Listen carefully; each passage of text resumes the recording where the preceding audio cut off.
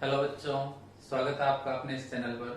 तो बच्चों, हम पढ़ रहे हैं क्लास 11th के मैथमेटिक्स का चैप्टर फर्स्ट सेट्स पढ़ रहे हैं। ठीक है बच्चों, सेट्स में अभी तक हमने दो लेक्चर्स जो है कंप्लीट कर लिए हैं। फर्स्ट लेक्चर में हमने इंट्रोडक्शन पार्ट्स जो है कवर किया था और सेकंड लेक्चर में जो हमने एक्सरसाइज 1.1 का सॉल्यूशंस किए थे। ठीक है, अब जो है आज हम पढ़ेंगे एक्सरसाइज 1.2 इंट्रोडक्शन। ठीक है, और जो बच्चे आज इस लेक्चर को पहली बार देख रहे हैं, प्लीज चैनल को सब्सक्राइब कर लीजिए। और जो प्रीवियस लेक्चर्स है उनके लिए आप डिस्क्रिप्शन में जाइए और वहां लिंक मिल जाएगा, पहले जाके उन फर्स्ट एंड सेकंड लेक्चर्स को देखिए।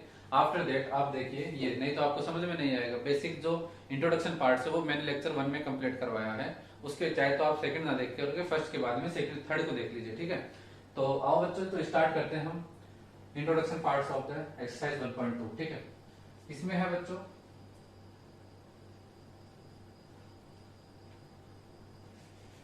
Empty set.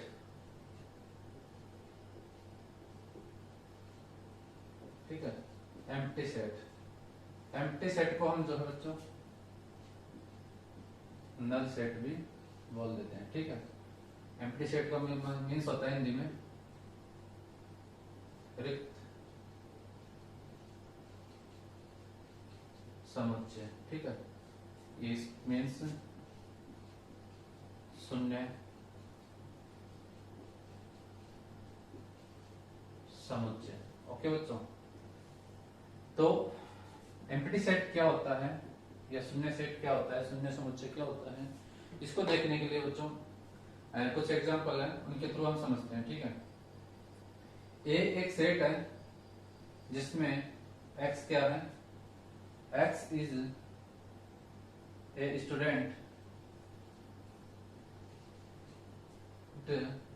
X is a student of class 11th। Class 11th का एक स्टूडेंट है जो presently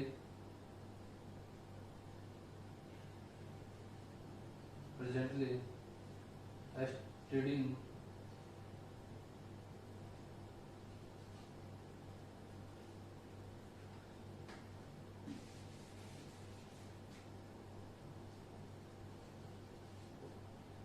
studying in A school. ठीक है, एक स्टूडेंट है जो क्लास 11th का एक स्टूडेंट है जो है अभी करंट में वर्तमान समय में वह एक स्कूल में पढ़ रहा है। ठीक है, क्लास 11th में पढ़ रहा है। इसी तरह एक सेट है बी, देख लेते हैं बी सेट क्या कह रहा है। एक्स इज ए स्टूडेंट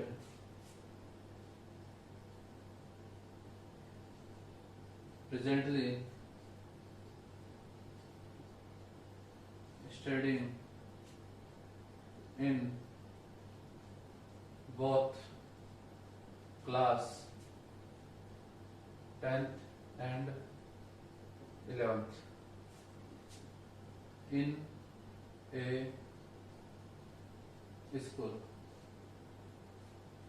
ठीक है, सेट ए कह रहा है कि एक स्टूडेंट है जो प्रेजेंट टाइम में क्लास 11th में पढ़ रहा है, और सेट भी कह रहा है कि एक स्टूडेंट है जो प्रेजेंट टाइम पे क्लास 10th में पढ़ रहा है और क्लास 11th में पढ़ रहा है। ठीक है, तो आप ऑब्जर्व कर सकते हो कि क्या कोई स्टूडेंट एक टाइम पर दो क्लास में कैसे पढ़ सकता है। ठीक है, तो यहां से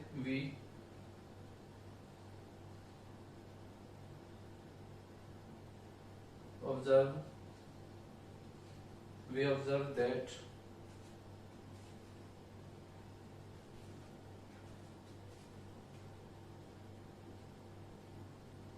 it is not possible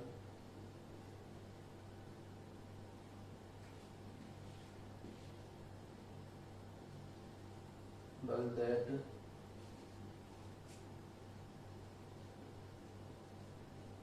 a student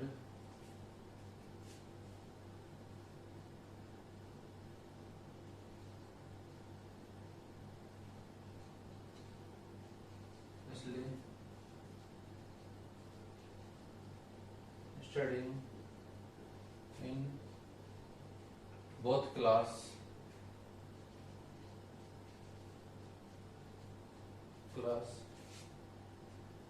both class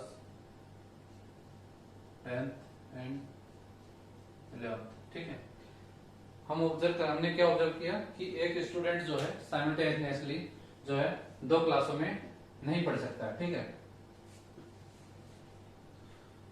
तो अब डेफिनेशन देख लेते हैं। एम्प्टी सेट की डेफिनेशन क्या होती है। A set which does not contain any elements, it is called a empty set। ठीक है, तो सेट क्या, एम्प्टी सेट क्या होता है।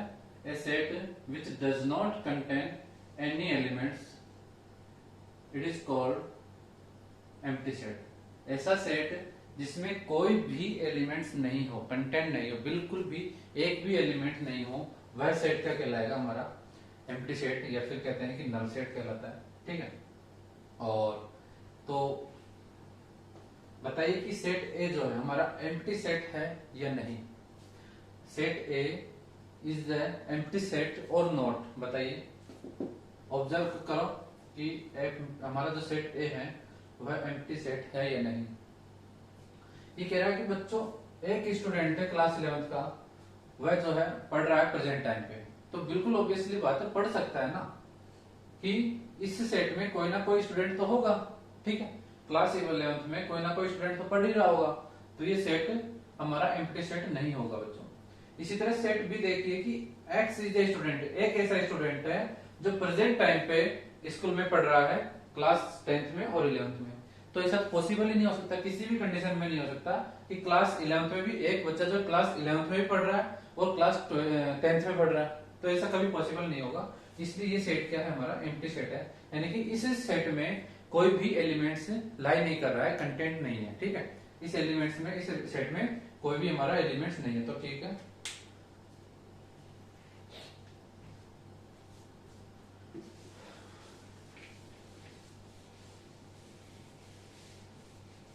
हम कैसे कह सकते हैं इसको कि according to definition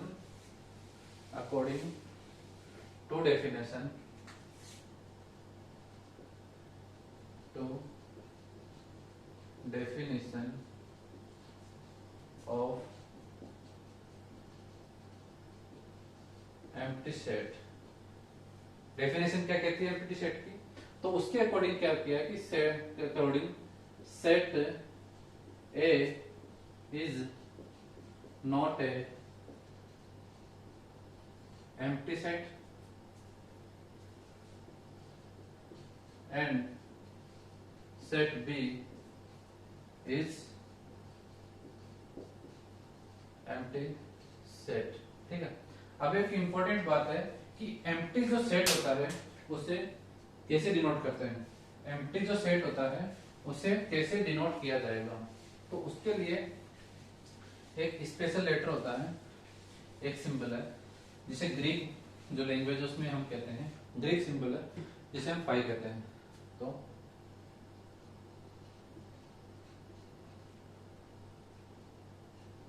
it is,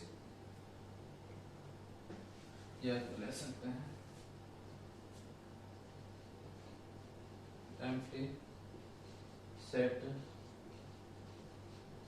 denoted by 5, जिसे हम इंग्लिश में कहेंगे 5। ओके, या फिर और कैसे रिप्रेजेंट करेंगे, जो हमारा कर्ली ब्रैकेट है उसको ब्लैंक कर देंगे, उसमें कोई भी एलिमेंट नहीं होगा, तो हम क्या समझा जाएगा कि ये जो है सेट कैसा है, एक एम्प्टी सेट है। ठीक है, एग्जांपल लेते हैं।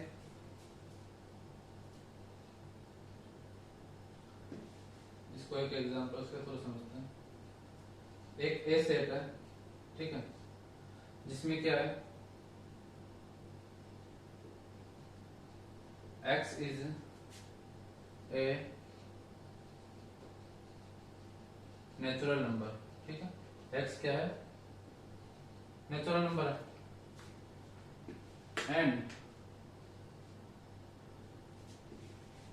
एंड एक्स जो है ग्रेटर देन है 2 से और लेस देन है 3 से। तो बताइए बच्चों इसमें x का कौन कौन से एलिमेंट्स होंगे, इस सेट ए में एलिमेंट्स कौन कौन से होंगे। x क्या है, x एक नेचुरल नंबर है और x क्या है 2 से ग्रेटर देन है और 3 से लेस देन है। तो 2 और 3 ये वाला नंबर लाइन है, ये हमारी नंबर लाइन है, यहाँ 2 है और ये 3 है, ये दोनों ही नेचुरल नंबर है और इसके बीच में कोई भी नेचुरल नंबर लाई नहीं करता है। तो इसमें के बीच में जब इतने भी लाई करते हैं नंबर्स वो सब कैसे करते हैं, डेसिमल नंबर्स, डेसिमल नंबर्स, ठीक है। तो डेसिमल नंबर के लिए बोला नहीं इसने बोला नेचुरल नंबर। तो इसका मतलब यह है कि इस सेट ए में कोई भी एलिमेंट नहीं है, तो हम क्या कहेंगे, ए सेट इज एम्प्टी सेट। क्या कहेंगे, सेट ए क्या है हमारा, एम्प्टी सेट है। या फिर ये वैसे बोलेंगे, कैसे डिनोट करेंगे इसको, सेट ए इक्वल टू 5, या फिर सेट ए जो सेट ए है उसको कैसे लिखेंगे, ए इक्वल टू 5। दिख तो रहा ना आपको बच्चों,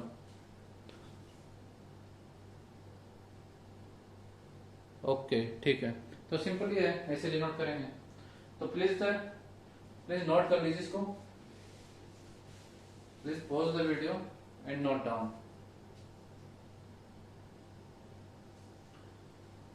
बच्चों एम्प्टी सेट को और अच्छे तरीके से समझने के लिए कुछ एग्जांपल्स और हैं। तो फर्स्ट एग्जांपल है कि एक सेट है बी जो कह रहा है कि x is a rational number. क्या है, x is a rational number and condition क्या दी है, x square minus 2 equal to 0। x rational number है और x square minus 2 equal to 0 है।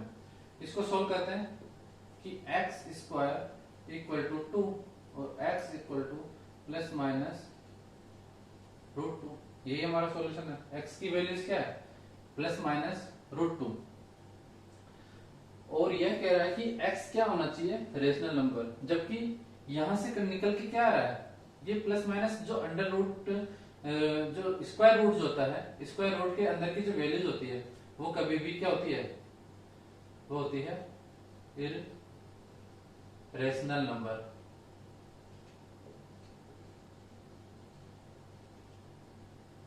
इरेशनल नंबर, स्क्वायर रूट के अंदर की वैल्यू जो है वह क्या होती है, इरेशनल नंबर, ऑलवेज नहीं होती। इसका फर्दर क्या है, हम फैक्टर नहीं कर सकते हैं, ठीक है, ये प्राइम नंबर है, प्राइम फैक्टर है। तो 2 का जो है अंडर रूट का वैल्यू कोई रेशनल नंबर नहीं हो सकता, ठीक है ना। इसलिए यहाँ से ये क्या है, इसमें बी सेट क्या होगा हमारा, बी इज ए 5 सेट, या ऐसे कह सकते हैं कि इसमें के अंदर कोई भी एलिमेंट्स नहीं होगा और ये हमारा एम्प्टी सेट हो जाएगा।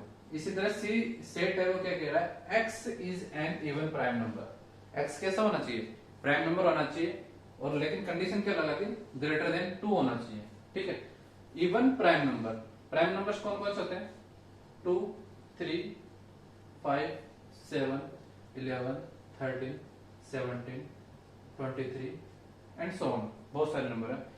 तो बच्चों एकमात्र 2 ही एक ऐसा प्राइम नंबर है जो कि क्या है, इवन है, ठीक है। और क्वेश्चन में क्या दिया हुआ है कि x is an even prime number greater than 2, 2 से बड़ा कोई इवन प्राइम नंबर होना चाहिए। तो 2 से बड़ा तो प्राइम नंबर है नहीं है, इवन प्राइम नंबर तो है नहीं 2 से बड़ा, सबसे जो छोटा है और सबसे जो बड़ा है वह 2 ही है। तो ये कंडीशन भी क्या हो जाएगा, ये सेट भी क्या हो जाएगा, 5 सेट हो जाएगा, ठीक है। ये सिंपली इक्वल टू सी, ठीक है। इसको भी हम क्या कहेंगे, सी इज ए एम्प्टी सेट, ठीक है। इसी तरह से यहाँ किया जा रहा है कि सेट डी जो है उसमें बोला जा रहा है कि जो x है, x स्क्वायर इक्वल टू 4 है और x नंबर कैसा है, एक ऑड नंबर है, ठीक है। x कैसा है, एक ऑड नंबर है। तो यहां से इसको जब आप सोल्व करोगे तो यहां से क्या आएगा, यहां से बताइए क्या आएगा, x equal to plus minus 2 आ जाएगा।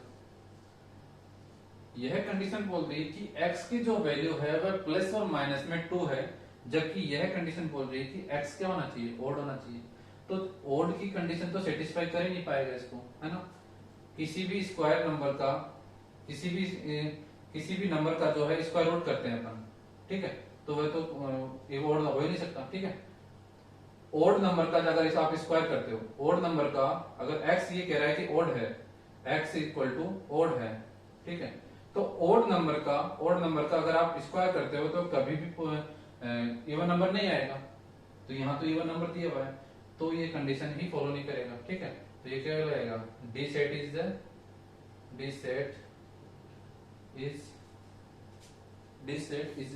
एम्प्टी सेट, ठीक है।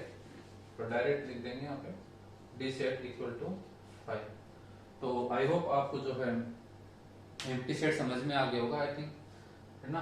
अगर कोई डाउट रह जाता है तो आप जो है कमेंट बॉक्स में कर सकते हैं कि आपको जो डाउट है वो कमेंट में लिख करके बता दीजिए।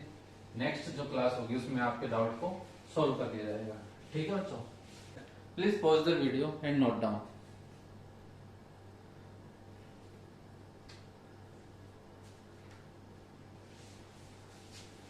अब बच्चों आपका नया सेकंड टॉपिक है finite and infinite sets.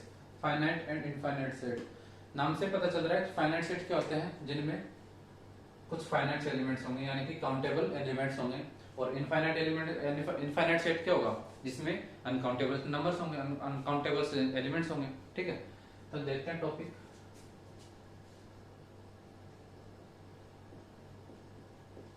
Finite set और इनफाइनाइट सेट, ठीक है। फाइनाइट और इनफाइनाइट सेट क्या बोला जाएगा, परिमित और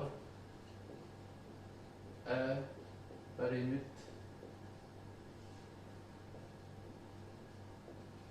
समुच्चय। तो जो बच्चे हिंदी मीडियम से वो परिमित और अपरिमित समुच्चय से समझ जाएंगे। यानी कि परिमित समुच्चय तो वे होते हैं, परिमित समुच्चय क्या होते हैं, जिनके अंदर एक सीमित संख्या में अवयव होंगे, ठीक है, ठीक है। और इसमें अपरिमित समुच्चय क्या होगा, जिसमें इनफाइनाइट या अनंत जो समुच्चय होंगे, ठीक है ना, जिनकी कोई काउंटिंग नहीं कर सकते, जिन्हें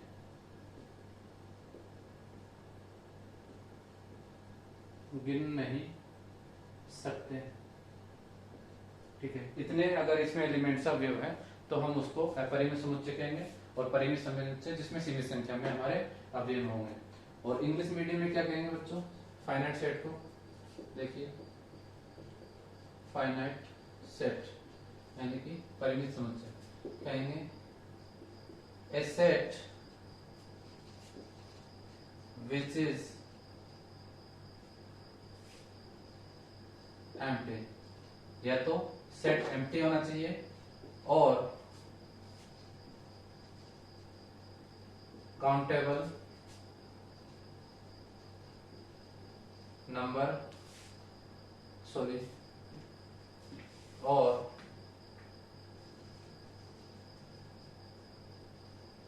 containing countable number of element. क्या होना चाहिए, ए सेट विच इज एम्प्टी और containing countable number of elements होने चाहिए, ठीक है। ये मैंने क्यों कहा, एम्प्टी क्यों कहा, देखिए ए सेट होता है एम्प्टी, ठीक है। तो इसमें हम कह सकते हैं ना, इनफाइनाइट नंबर तो नहीं है इसमें, कितने नंबर है, एक, इसमें कह सकते हैं ना कि कोई भी एलिमेंट्स या अवयव है नहीं इसमें, ठीक है, कोई भी एलिमेंट्स इसमें लाई नहीं कर रहा है। यानी कि हम बता पा रहे हैं कि इसमें कितने एलिमेंट्स है। ऐसा तो नहीं है ना कि इसकी तरह तो नहीं है कि एक सेट बी है और जिसमें हम कहें कि x 1 2 3 4 5 एंड सो ऑन। ये क्या हमारे नेचुरल नंबर है। नेचुरल नंबर का एंड कहां पर होगा कोई नहीं जानता। तो ये क्या है, एक इनफाइनाइट नंबर्स है, इनफाइनाइट एलिमेंट्स है। तो ये सेट बी किसके अंडर में आएगा, इनफाइनाइट सेट के अंदर आएगा। तो इनफाइनाइट सेट की जो डेफिनेशन होती है वो क्या होगी, a set containing uncountable number of elements. ठीक है, तो इसको नोट कर लीजिए।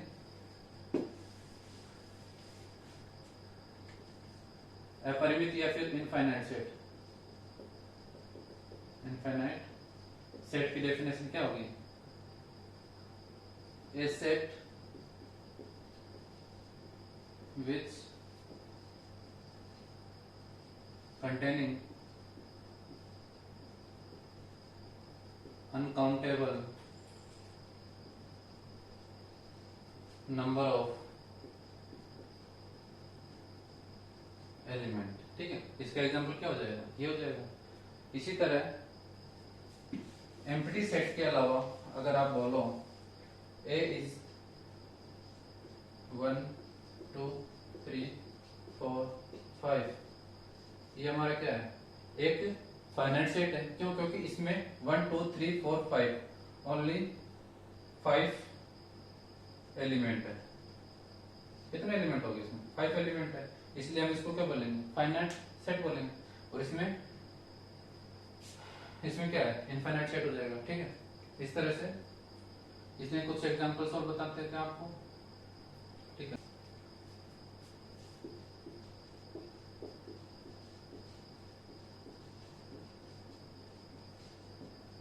some infinite sets है। First is that a equal to 1 2 3 4 5। ठीक है, ये क्या है, a नेचुरल नंबर। ठीक है, we have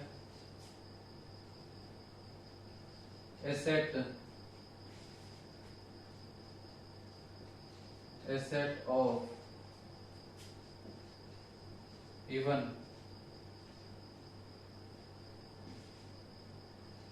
or odd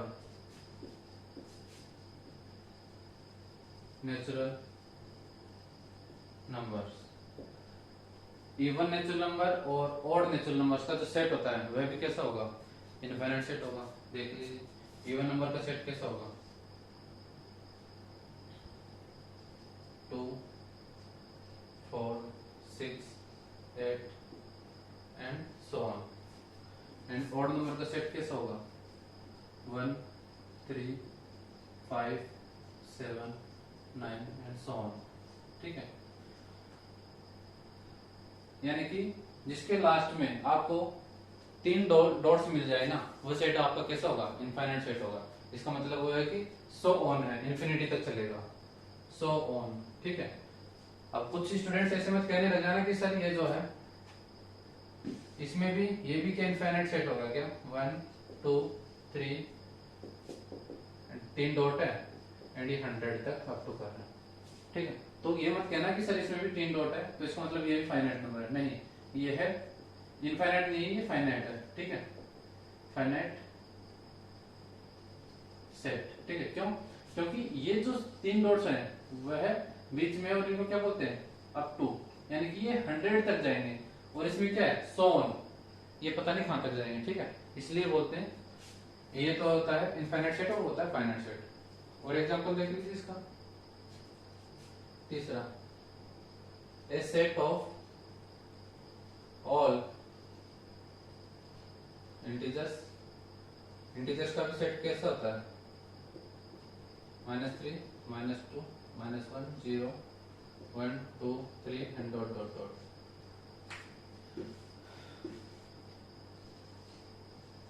ठीक है, ये क्या होगा, एक सेट होगा किसका, इंटीजर्स का सेट होगा।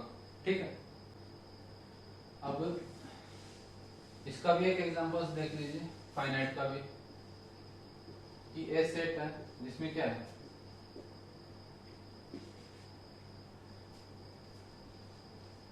मेंस आर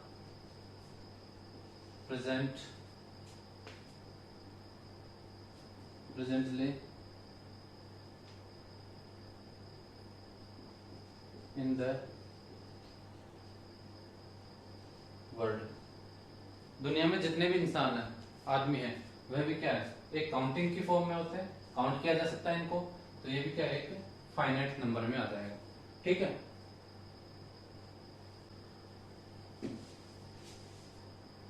इसी तरह बच्चों एक सेट होता है सिंगलटन सेट।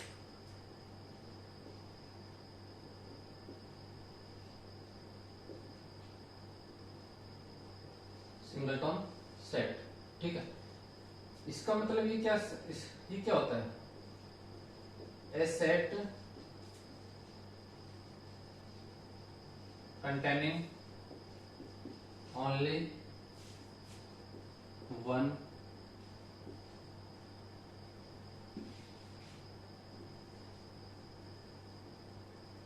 एलिमेंट, ऐसा सेट जिसमें केवल एक ही एलिमेंट हो, है ना। कैसा, कितना, कौन सा सेट हो, एक ऐसा सेट जिसमें ओनली एक ही सेट हो। ठीक है, इसको कैसे लिखेंगे, एग्जाम्पल की तरह, एक सेट है A equal to X is a natural number, X is a natural number. ठीक है,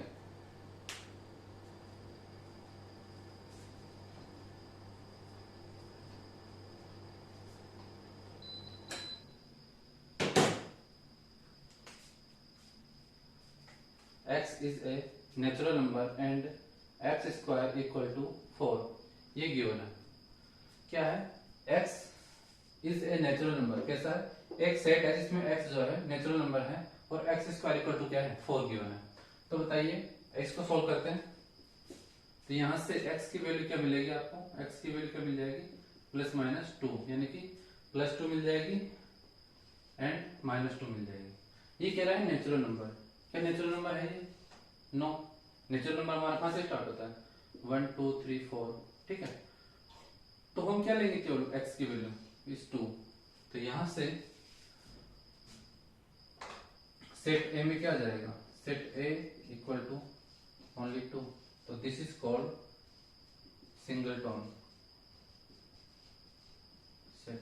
आ गया बेटा समझ में, ठीक है, नोट कर लीजिए, pause the video and note down.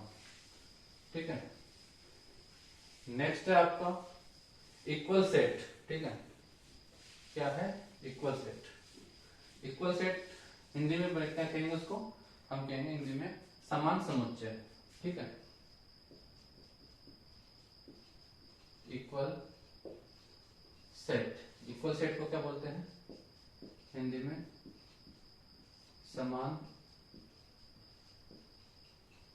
समुच्चय। ये क्या होता है इक्वल सेट बच्चों, इसकी डेफिनेशन देखिए, to set.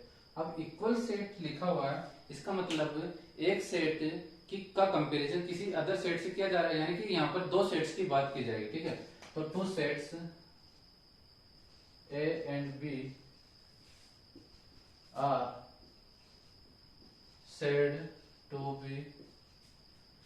said to be equal set। ठीक है, if they have